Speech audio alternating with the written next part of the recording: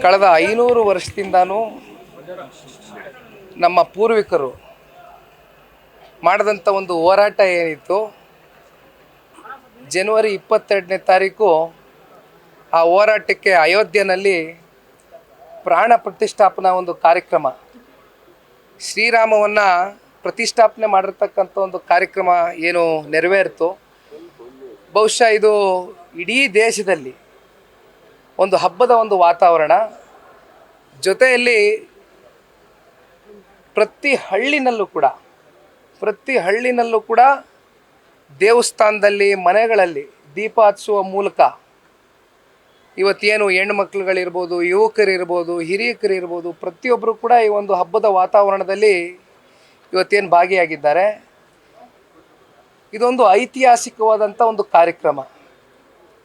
ಇಂಥ ಒಂದು ಕಾರ್ಯಕ್ರಮದಲ್ಲಿ ಮಾನ್ಯ ಮಾಜಿ ಪ್ರಧಾನಮಂತ್ರಿಗಳು ದೇವೇಗೌಡರು ಸಾಹೇಬರು, ರಾಜ್ಯದ ಮಾಜಿ ಮುಖ್ಯಮಂತ್ರಿಗಳು ಮಾನ್ಯ ಕುಮಾರಸ್ವಾಮಿ ಅವರು, ಹಾಗೂ ನಾನು ಮತ್ತು ನಮ್ಮ ಅಜ್ಜಿಯವರು ಚೆನ್ನಮ್ಮನವರು, ಜೊತೆಯಲ್ಲಿ ನಮ್ಮ ಕುಪೇಂದ್ರ ರೆಡ್ಡಿ ಸಾಹೇಬರು ಕೂಡ ಉಪಸ್ಥಿತರಿದ್ದರು.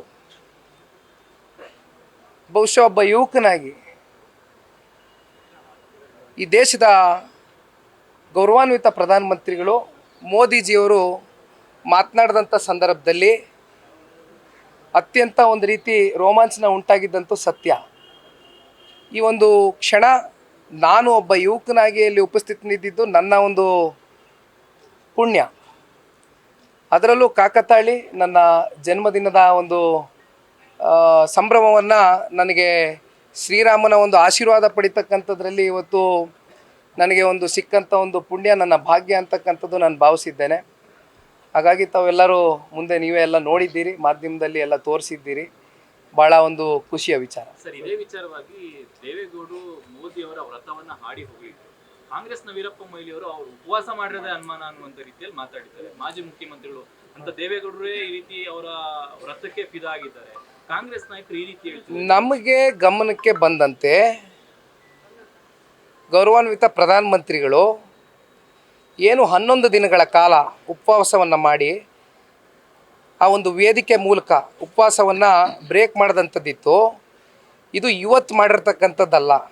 ನಮ್ಮ ಗಮನಕ್ಕೆ ಇರ್ತಕ್ಕಂಥದ್ದು ಕಳೆದ 40 ವರ್ಷದಿಂದನೂ ನಿರಂತರವಾಗಿ ಮೋದಿಜಿಯವರು ಈ ರೀತಿ 11 ದಿನಗಳ ಕಾಲ ಉಪವಾಸ ಮಾಡ್ತಕ್ಕಂಥದ್ದು ಅವರ ಪರಂಪರೆ ಅಂತಕ್ಕಂಥದ್ದು ನಮಗೆ ಇರ್ತಕ್ಕಂಥ ಮಾಹಿತಿ.